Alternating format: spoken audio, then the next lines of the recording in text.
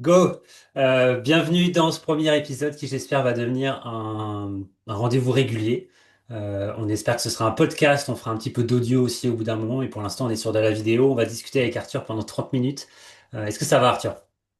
Ça va trop bien, je me dis si c'est le premier épisode d'une série de plusieurs années, les gens vont cliquer pour voir par où ça a commencé et c'est maintenant. D'accord, donc il faut qu'on soit particulièrement bon pour que les gens voient pas trop la différence avec les futurs épisodes. Le but d'aujourd'hui c'est la revue de la release note de juillet d'Asana, parce qu'on n'en a pas parlé mais on va parler évidemment d'Asana. La release note, c'est les notes de version. Donc c'est ce qui a été sorti par Asana le mois dernier. On va essayer de faire ça une fois par semaine. Et sur les 3 autres semaines, on va se focaliser sur certaines fonctionnalités un petit peu spécifiques. Pour donner un peu de contexte, Asana donc publie une fois par mois les notes de version. Ces notes de version, elles sont partielles. Toi et moi, on sait qu'il y a des petites choses qui sont publiées chaque jour ou chaque semaine qui sont pas forcément dans ces notes de version. Autre détail, on n'a que 30 minutes. La note de version qu'on va regarder aujourd'hui, elle a au moins 25 éléments, donc on va pas avoir le temps de tous les couvrir. Mais mon but, c'est de couvrir les principaux et ceux qui étaient des choses qu'on attendait depuis longtemps. Est-ce que ça te va comme programme? Ouais, très très enthousiaste. Et je vais me faire engueuler par notre équipe marketing. J'ai oublié de faire l'intro de qui on est. Donc, on est Aidoo. On est une agence experte en gestion du travail. Et donc, on vous aide à mettre au propre vos processus, comprendre la manière dont vous travaillez et du coup, vous aider à avoir un peu une vue globale et une efficacité au quotidien à travers un outil de gestion de projet qui est Asana. Et qui est super. Et qui est super et qu'on utilise depuis des années et des années. Pour ma part, je crois que ça fait 12 ans maintenant, hein. J'ai pas calculé précisément, mais ça a complètement changé ma vie et c'est hyper efficace quand on sait le mettre en place correctement.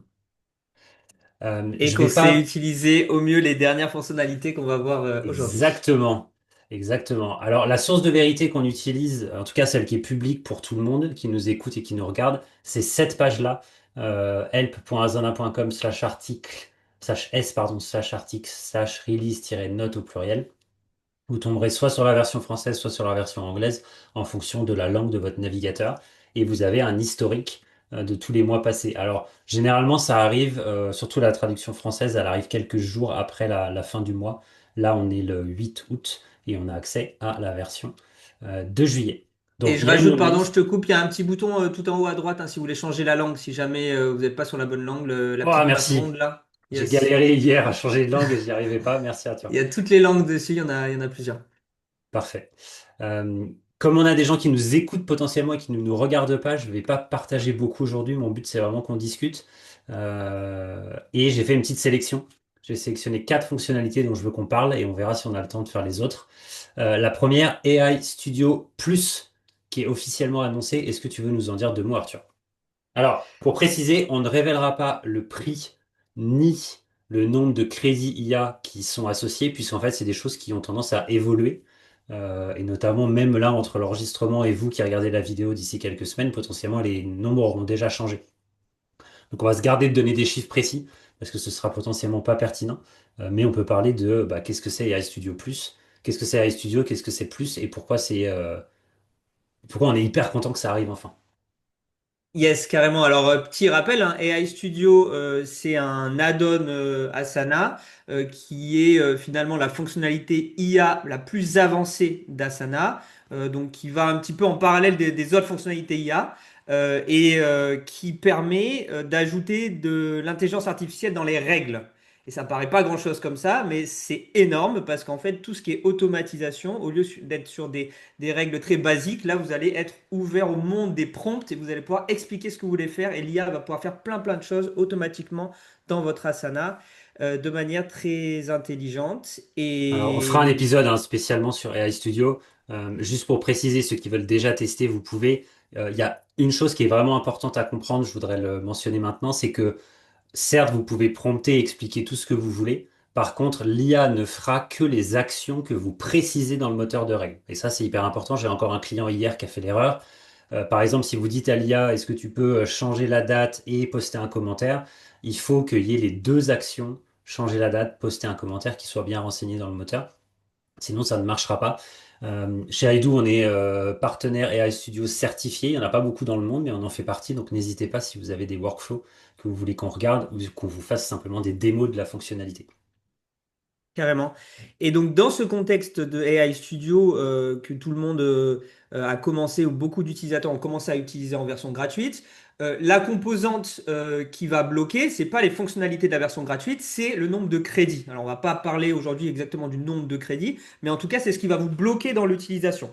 Et donc, Asana, ensuite, bien sûr, propose des plans payants, parce que évidemment, ça a un coût hein, pour Asana, parce que c'est basé sur des modèles anthropiques OpenAI. Donc, le fait de faire tourner l'IA dans votre Asana, ça va avoir un coût pour Asana. Et donc, Asana le répercute sous la forme de plans. Et là, la grande nouveauté, c'est que après que le premier plan qui s'appelait Pro avait été annoncé il y a quelques mois et qui était plutôt réservé aux grandes entreprises, car assez cher, aujourd'hui, là, il y a un nouveau plan qui s'appelle Plus et qui est beaucoup plus accessible pour des petites équipes, des petites entreprises.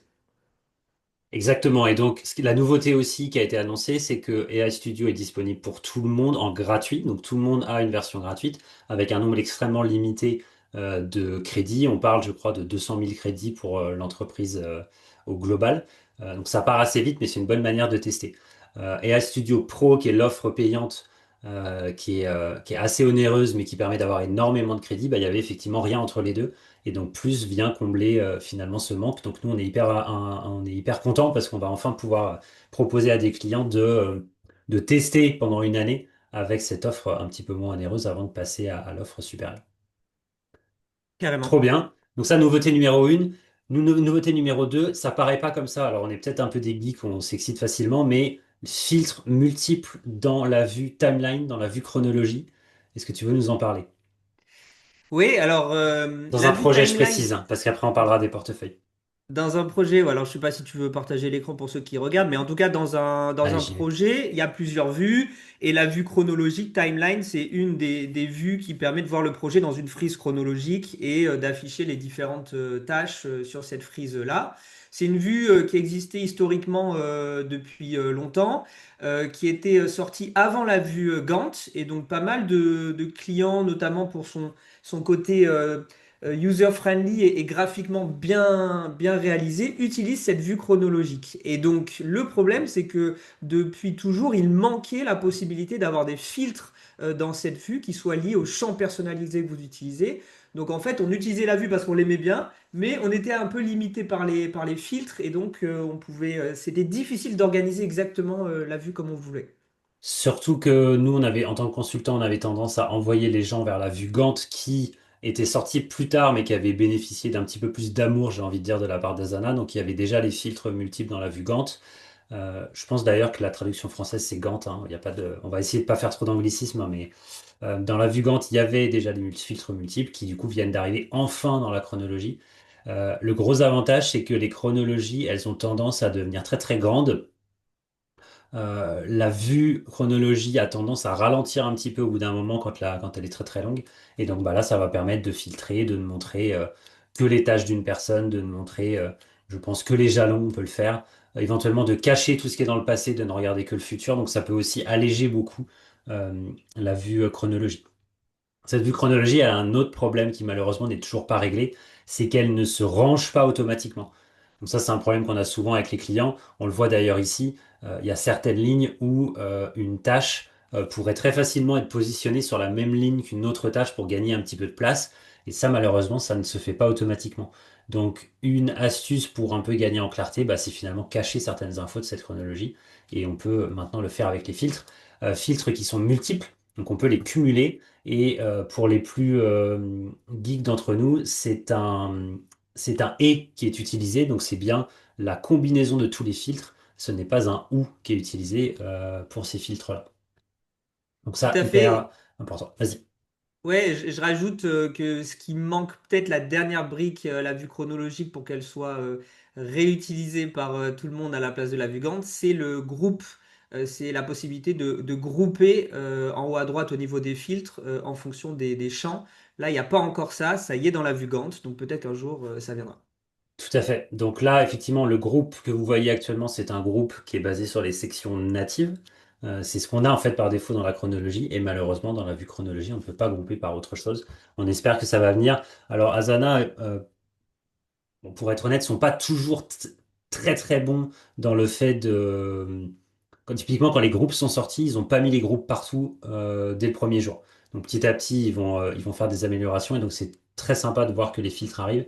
Et donc j'espère que les groupes vont finir par arriver sur cette vue. En attendant, la vue Gantt, elle est certes différente de la vue chronologie, mais elle est quand même relativement proche. D'ailleurs, je vais me noter, il faudra qu'on fasse peut-être un épisode sur Gantt versus chronologie, parce que finalement, les gens pourraient peut-être se demander pourquoi il y a deux vues alors qu'elles ont l'air d'être malgré tout assez similaires. Autre Yes. nouveauté, la refonte visuelle de la chronologie dans les portefeuilles. Alors, je vais y aller dans les portefeuilles pour ceux qui nous regardent. Je crois, ne pas dire de bêtises, que là, on n'a pas la dernière version sur cet espace de démo. Donc, je peux pas montrer, malheureusement, je vais pas vous montrer notre espace de prod, mais il y a eu une refonte visuelle qui a été faite. Est-ce que tu veux nous en parler? Je vais peut-être l'ouvrir en parallèle sur mon écran à moi pour essayer de donner des détails. Est-ce que tu les connais un peu par cœur, les détails, Arthur? Alors, j'ai en tête un détail, mais que j'ai pas réussi à voir encore dans nos environnements, qui est la possibilité dans cette vue chronologique des portefeuilles de voir les sous-portefeuilles. Donc ce qu'on appelle en anglais nested portfolios, donc les portefeuilles qui sont imbriqués dans un autre portefeuille. Et je crois que la vue chronologique permet maintenant de directement voir des portefeuilles, peut-être à côté des projets. J'ai pas vu à quoi ça ressemblait encore. Ouais, ouais, alors malheureusement là, effectivement, bah, je me suis pas assez préparé pour le coup parce que je pense j'étais persuadé qu'on l'avait dans les espaces de démo et c'est pas le cas. En tout cas, ça va pas complètement changer votre vie, mais malgré tout, je pense qu'il y a des améliorations qui permettent d'avoir souvent plus d'infos sur l'écran et d'y voir un petit peu plus clair. Donc n'hésitez pas à aller dans la vue chronologie des portefeuilles. Et d'ailleurs, pour certains, certaines personnes ne savent même pas que finalement cette vue, elle existe. Pour rappel, cette vue, elle affiche un bloc par projet. Les dates de début et de fin du projet sont des infos qui sont déclarées manuellement. Ok, donc ne vous attendez pas à ce que ces blocs bougent à mesure que le contenu du projet bouge. C'est pas comme ça que ça a été construit. C'est un petit peu les dates initiales du projet telles que vous les avez définies. Et après, bah, si vous prenez du retard, bah, les tâches à l'intérieur vont dépasser, mais votre bloc ne changera pas de taille. Alors, il existe des manières de le faire de manière automatique. On peut en reparler si vous voulez. Vous pouvez nous envoyer un mail. Mais en tout cas, nativement, c'est pas le cas. Et cette vue peut être utile. Moi, souvent, l'exemple que je donne, c'est quand vous avez, bah, là, comme sur l'écran, quatre projets en parallèle, on vous propose un cinquième projet qui va arriver. Une vue comme ça peut vous permettre de décider à quel moment vous acceptez que le cinquième projet commence pour pas trop surcharger les équipes. Alors, est-ce que tu peux, Bastien, pour ceux qui nous regardent, de rechercher le portefeuille qui s'appelle Portfolio of Portfolio, Portfolio, le off premier bleu. portfolio. Oui, il est Oui, là. et là, on va le voir. Alors excuse-moi. Pourquoi tu ne le vois pas? Je sais pas. Moi, je l'ai sur mon écran. Alors, si tu me laisses Bah, le n'hésite pas à le partager. partager, oui, tout à fait. Ouais, super. C'est Alors, du coup, les si aléas toi, du direct. alors tu m'as, si toi tu ne le, si toi tu le vois mais pas moi, c'est peut-être que toi tu as le nouveau design du coup? Oui, Peut-être, tu mais je vois, sais moi pas je vois qu'un seul projet dans le portefeuille alors que toi tu en vois D'accord. quatre. C'est pour ça. Ouais, on n'est pas les mêmes droits. Mais en effet, donc là, on voit bien ce qui se passe. Donc là, pour voir la vue liste, ici, on est sur un portefeuille qui contient trois portefeuilles. Donc, c'est-à-dire que je peux encore aller à un niveau ici de portefeuille. Et ce que permettait pas avant la timeline, c'est de voir des sous-portefeuilles, des portefeuilles de portefeuilles. On pouvait pas les voir dans cette vue chronologique. Et donc Donc maintenant, on peut les trois premières lignes n'apparaissaient pas jusqu'à maintenant. tout à fait. Même elle n'était pas accessible du tout à la vue timeline, elle était grisée. Et donc là, on voit les trois et on voit même le projet. Donc on peut à la fois sur une même vue avoir des portefeuilles et des projets dans une chronologie. Alors on remarquera que malheureusement, on ne peut pas voir le détail des portefeuilles sur la vue chronologie, voir les projets qui contiennent, ça, c'est pas encore visible. Écoute, garde ton écran ouvert si tu le souhaites. Le quatrième point qui était selon moi hyper important, c'était la capacité à déclencher des règles manuellement dans les portefeuilles. Alors là, il y a beaucoup de mots compliqués. On va rappeler le contexte. Dans Asana, vous avez des règles, notamment dans les projets où vous pouvez automatiser un certain nombre de choses. Depuis quelques mois, il y a maintenant des règles dans les portefeuilles. Donc dans les portefeuilles, vous pouvez par exemple dire si un nouveau projet est ajouté, automatiquement, je l'ajoute à un autre portefeuille, par exemple. Et on avait dans les projets depuis quelques semaines la capacité de manuellement déclencher des règles.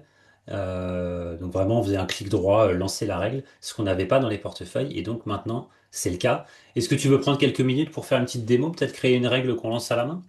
Ouais, alors je vais juste ouvrir mon environnement français pour les Pendant que tu francophones. cliques, je vais décrire pour ceux qui ne font qu'écouter.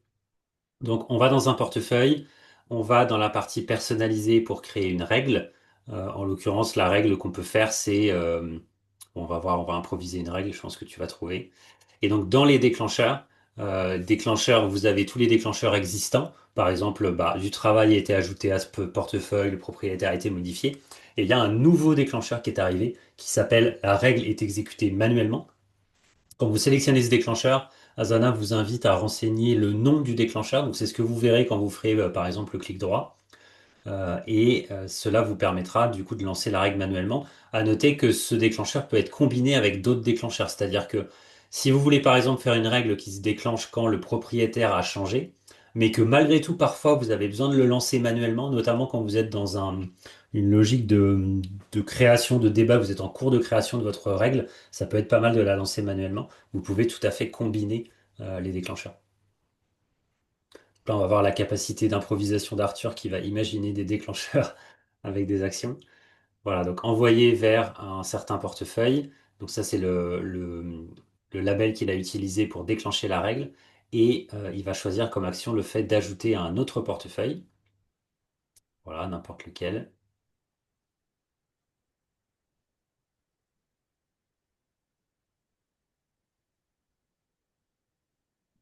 Voilà, on nomme bien la règle, hein, toujours hyper important pour pouvoir s'y retrouver. Et ensuite, si on fait un clic droit sur un projet dans le portefeuille, on a une petite entrée qui s'appelle exécuter une règle et qui permet de la déclencher à la main. Je Et clique, donc, on va voir si ça marche. On voit que la règle a tourné en bas à gauche, il s'est passé quelque chose. Et du coup, si on ouvre en parallèle notre autre portefeuille, on va voir si on est capable de retrouver le projet. C'était Salon Paris qu'on a poussé. Et oui, il est bien là, dans ce portefeuille-là. le déclenchement manuel, pour moi, il y a deux grandes familles de use case. Il y a le fait que le déclencheur n'existe pas. Donc vous êtes dans un cas où le déclencheur existe simplement techniquement pas et vous voulez le faire manuellement. Et le deuxième cas, c'est quand vous êtes en cours de création d'un processus. Nous, on le fait souvent avec Arthur, on crée plein de règles. Et en fait, quand le déclencheur, c'est par exemple la date a changé, plutôt que de passer notre temps à changer des dates pour déclencher notre règle pendant qu'on la teste, on peut créer un déclenchement manuel, ça peut être hyper utile. Carrément. Et alors, il y a quelques actions qui sont intéressantes hein, sur les règles de portefeuille. Donc, on peut envoyer dans d'autres portefeuilles. On peut demander à rédiger une mise à jour de statut avec l'IA. Ça, c'est plus, par exemple, si votre projet évolue dans son statut. Vous pouvez dire, hop, je déclenche une mise à jour de l'IA. Ça peut être intéressant. Changement de propriétaire. On peut changer le nom aussi du portefeuille. Ajouter des membres. Par exemple, pareil, votre projet passe dans un certain stade, une phase. Et à ce moment-là, vous devez impliquer une nouvelle équipe. Mais là, ça peut être l'occasion, du coup, de manière automatique, d'inviter toute cette nouvelle équipe à ce moment-là de l'évolution du projet. Donc, il n'y a pas énormément d'actions encore. Je pense qu'ils en rajoutent régulièrement. Mais il y en a au moins une petite dizaine ou une quinzaine avec lesquelles vous pouvez jouer. Merci pour les détails. Donc j'en ai fini avec les quatre fonctionnalités principales, mais en fait je suis en train de regarder les suivantes et il y a quand même des trucs assez croustillants, notamment un sujet qui te tient à cœur qui est le double billing dans les divisions. Et donc je crois que selon moi tu es t'es l'expert mondial du sujet après le product manager chez Asana. Et donc ils ont officiellement annoncé la fin de ce qu'on appelle le double billing. Est-ce que tu peux nous expliquer rapidement en quoi ça consiste? Tout à fait. Les divisions, déjà, pour rappeler, c'est un mode d'organisation un petit peu spécifique où, en fait, vous avez différentes entités qui ont des factures différentes. Et tout ça pour un même nom de domaine. Donc, dans Asana, ça fait partie des qui sont un petit peu plus complexes et qui ont leurs particularités. Et en fait, jusqu'alors, il y avait un problème de double facturation qui faisait que si dans deux divisions, vous aviez des utilisateurs qui collaboraient ensemble, potentiellement, les deux divisions devaient payer pour leur licence Asana. donc payer en double, voire pourquoi en triple s'il y avait trois divisions. Donc là, Asana a beaucoup travaillé dessus et a totalement remodelé son système, pas que pour ce détail, mais pour plein de raisons différentes. Et dans le nouveau modèle, en fait, la licence n'est plus portée par l'équipe, par la division ou par les équipes qui sont dans la division, mais elle est vraiment portée par l'utilisateur. Et donc ça ouvre la porte à ce que cet utilisateur il puisse collaborer dans d'autres divisions et que finalement les droits qu'il a acquis dans la division qui paye pour sa licence le suivent dans les autres divisions dans lesquelles il collabore. Donc c'est un petit peu complexe tout ça, mais la résultante est que on n'est plus dans ce cas de double facturation si on fait les choses dans les règles. Et pour plein de clients, c'est un vrai plus. Pour contexte, on précise, les divisions, c'est, comme tu l'as dit, extrêmement compliqué. Nous, on a tendance à assez peu le suggérer parce qu'en fait, il y a beaucoup de limites et au quotidien, c'est assez difficile à utiliser. Donc, si vous n'avez pas à l'heure actuelle de division, oubliez ce qu'on a dit, il n'y a pas d'intérêt. Si par contre, vous étiez actuellement en division, vous allez pouvoir bénéficier de cette nouveauté qui est la fin de la double facturation. On change complètement de sujet. Le partage de champs personnalisés à des équipes. Alors, je vais montrer à l'écran ce que c'est parce que c'est vraiment un endroit qui est assez caché. Mais avant ça, juste pour expliquer que le concept d'équipe dans Asana est vraiment en train de changer, il est en train d'évoluer. Historiquement, les équipes, nous, on le présentait souvent comme une sorte de dossier dans lequel on range des projets. Parce que c'est vraiment ce que c'était. Sauf que Asana s'est rendu compte que les gens l'utilisaient comme ça, alors qu'à la base, une équipe, c'est quand même un groupe de personnes.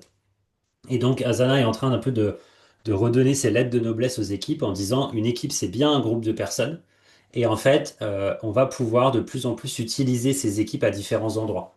Par exemple, quand vous êtes dans un projet, je vais partager l'écran, vous avez une liste de membres en haut à droite et quand vous ouvrez la liste de membres, vous pouvez inviter des personnes individuellement, mais vous pouvez maintenant inviter des équipes entières. Donc là, je prends l'exemple avec un projet qui est plutôt un projet marketing. Je peux tout à fait inviter l'équipe DSI entière. Alors, quel intérêt ça a? L'intérêt, c'est que l'équipe DSI qui a actuellement 5 membres, si elle recrute 3 personnes, ces 3 personnes-là, on n'a pas à les inviter à divers projets manuellement. Ils vont automatiquement, par rebond, du coup, être invités dans les projets. Ça existe depuis longtemps. Enfin, ça fait quelques semaines ou quelques mois. La nouveauté, elle est ailleurs. La nouveauté, elle est au niveau des champs personnalisés. Si je rentre dans un champ, je vais aller le modifier. Il y a un petit bouton que la plupart des gens ne connaissent pas, mais qui est en fait très utile, qui s'appelle Gérer les accès. D'ailleurs, au passage, ils n'ont pas traduit. Arthur, si tu veux faire un petit screenshot pour qu'on fasse un petit retour à Asana, ils ont complètement oublié de traduire cet endroit-là. C'est Ce fait. bouton, il sert à quoi? Merci. Il sert à préciser les droits des personnes dans l'espace par rapport à ce champ spécifiquement. Donc ici, je vous donne un exemple. C'est d'ailleurs une mauvaise pratique. Ce champ-là, tout notre espace iDo est administrateur de ce champ-là. Que ce soit un stagiaire qui vient d'arriver, que ce soit le CEO, tout le monde a les mêmes droits, ce qui n'est pas du tout logique. On va plutôt avoir tendance à inviter des personnes spécifiques. Typiquement, Arthur et moi, on serait des admins et l'ensemble de l'espace serait plutôt des utilisateurs de ce champ. Et donc la nouveauté qui a été sortie là récemment en juillet, c'est le fait qu'on peut maintenant inviter des équipes ici, voilà, pour dire bah, toute l'équipe DSI a le droit de modifier ce champ-là, alors que l'équipe com a simplement le droit de l'utiliser. Je précise que c'est un peu compliqué. Ici, on parle bien d'apporter des modifications au champ lui-même, c'est-à-dire rajouter des options, par exemple. On ne parle pas de la capacité à modifier des valeurs sur une tâche donnée. Ce que je viens de citer ici, c'est en fait un autre endroit qui est également un peu caché, qui est en fait dans un menu déroulant en haut, dans le menu déroulant du projet, il y a une entrée qui s'appelle Gérer les autorisations de projet. Et alors là, il y a un nouvel écran qui est apparu. Encore une fois, hein, je pense que 99% des gens ne savent pas que ça existe, qui permet notamment de dire pour un champ donné, si on prend le champ risque, en fait, seuls les administrateurs peuvent changer la valeur sur les tâches. Ou alors les administrateurs et les éditeurs peuvent changer la valeur sur des tâches. Et là, même chose, on peut faire un retour à Asana si tu veux, Arthur, mais les textes en français sont souvent un peu plus longs que les textes en anglais, et du coup, vous avez des endroits qui coupent et qui, du coup, vous empêchent d'avoir le texte en entier. Et nous, on a tendance à faire pas mal de retours à Asana pour qu'ils améliorent toute cette interface en français et que vous puissiez en profiter. Un commentaire là-dessus, Arthur, c'est un peu compliqué, hein. Il y a vraiment des écrans un peu de partout pour ces sujets-là. Ouais, et puis encore, on n'a même pas parlé de la possibilité de champ d'être privé, Oui. qui est encore une autre dimension dans la gestion des accès autour des champs. Ce qu'il faut retenir, c'est vraiment le côté, les équipes sont maintenant considérées comme un groupe d'utilisateurs qui, si on les dissème un petit peu partout dans l'outil, dans les projets, dans les portefeuilles, dans d'autres ressources, dans les modèles par exemple, en fait, on va vraiment leur permettre sur le long terme, d'accéder à ces différents éléments, peu importe la composition de l'équipe. Et ça a une valeur énorme. C'est vraiment le côté jeune board des nouveaux utilisateurs. Je suis pas obligé manuellement de venir les mettre à droite à gauche. Ils vont me demander, ah mais oui, j'ai pas accès. Ah mais je pensais que je le voyais, mais je le vois pas. Non, là en fait, dès le début, ou en tout cas dès qu'on peut, on s'assure de construire un environnement qui place un petit peu ces petits cailloux pour se retrouver que sont les équipes. Et ensuite, on a juste à ajouter les personnes dans les différentes équipes et ça va marcher tout seul. C'est vraiment ça qu'il faut essayer de mettre en place de plus en plus dans l'Asana. Plutôt que de travailler autour des personnes individuelles qui sont invitées, on va essayer de travailler vraiment avec inviter des équipes. Et d'ailleurs, nous, en interne, on a complètement changé notre manière de fonctionner, puisqu'historiquement, là, ceci n'existait pas. Les équipes, c'était vraiment des dossiers. Et on avait un modèle d'onboarding dont on est très fier pour accueillir des nouvelles personnes. Et dans ce modèle, il y avait des listes entières de projets, de portefeuilles, de différents objets sur lesquels on devait inviter les nouvelles recrues. Et donc ça a complètement disparu. On l'a complètement remplacé par cette notion d'équipe qui est hyper pratique. Euh, Super pratique. on arrive au bout des 30 minutes. Je voudrais juste partager les quatre fonctionnalités dont on n'a pas eu le temps de parler et qui me semblent quand même intéressantes. Avec AI Studio qu'on a mentionné tout à l'heure, on a la possibilité de laisser l'IA décider dans quel projet placer des tâches. Donc typiquement, vous avez une tâche qui arrive d'un formulaire. Vous pouvez dire à l'IA, en fonction de ce dont parle la tâche, place-la dans le projet marketing ou dans le projet DSI ou un autre projet. Et ça, maintenant, l'IA peut le faire. En anglais, on appelle ça AI-Powered Project Selection. J'ai pas la traduction française, euh, mais c'est hyper intéressant et nous, on a commencé à l'utiliser aussi. Autre nouveauté, pour ceux qui utilisent beaucoup la recherche avancée, vous saviez peut-être qu'il était assez difficile de rajouter des colonnes dans les résultats. Donc typiquement, si vous recherchez toutes les tâches en retard, mais que vous voulez aussi voir la priorité, et ben, par défaut, la priorité n'apparaissait pas dans les résultats de recherche. Et il y a maintenant un nouveau bouton pour rajouter des colonnes à ce résultat de recherche. Et ça, c'est un petit détail pour vous, mais pour nous, ça veut dire beaucoup. Je pense qu'Arthur, comme moi, tu donnais souvent des astuces aux clients pour contourner ce problème qui, du coup, a disparu. Tout à fait. Et je sais Euh, pas si on arrive à la fin, je te laisse enchaîner, mais je voulais qu'on prenne le temps aussi de rappeler ce qui va suivre dans les prochains épisodes, les prochaines semaines. Tout à fait. Alors, je termine sur les deux sujets et après, je parle des sujets à venir. Euh, pour ceux qui ont déjà commencé à jouer avec ce qu'on appelle les custom task type, les types de tâches personnalisées qui sont localisées dans les modèles de tâches, c'est en fait une manière de créer un peu à l'instar des approbations qui ont plusieurs valeurs possibles. Vous pouvez créer votre propre type avec vos propres options. C'est une fonctionnalité qui est sortie récemment et Asana l'a améliorée en juillet, donc il y a des nouveautés, notamment sur le processus de création de ces modèles de tâches. Et enfin, dernière chose, la possibilité dans les tableaux de bord de faire des graphiques multimétriques. Donc enfin d'afficher par exemple de l'estimé et du temps passé et avoir ces deux métriques affichées dans le même tableau de bord. C'est quelque chose qu'on attendait depuis longtemps et c'est enfin possible. Pour tout le reste, pour moi, c'est des fonctionnalités que j'ai classées comme secondaires. Alors, c'est secondaire à nos yeux. C'est des choses comme amélioration de la synchro Jira, amélioration de l'appli iOS. C'est évidemment hyper important pour certains d'entre vous. Donc, n'hésitez pas à aller lire la note de version dans son intégralité. Prochains épisodes, j'aimerais qu'on fasse notamment un sur les custom task type, qu'on passe 30 Ok, minutes à parler des custom task type. Passer 30 minutes, toi et moi, à parler des iStudio. Et enfin, passer 30 minutes à parler d'un nouveau type de champ personnalisé qui arrive et qu'on a eu l'occasion de tester dans nos espaces de démo. J'en dis pas plus, juste au cas où j'ai pas le droit d'en parler encore. On verra juste avant de sortir la vidéo si on a le droit. trop bien. Merci Et donc, Arthur, vas-y, je t'en une prie. vidéo par semaine, hein, n'est-ce pas, Bastien? On va C'est essayer, ça le oui. rythme. On va Ok, essayer de faire ça, une vidéo par semaine. Et n'hésitez pas à prendre rendez-vous avec nous si vous avez besoin d'aide dans le déploiement d'Asana, si vous voulez des licences supplémentaires, si vous voulez nous aider, si vous voulez qu'on vous aide à évaluer si le passage au plan supérieur, notamment plan Enterprise, est pertinent dans votre cas.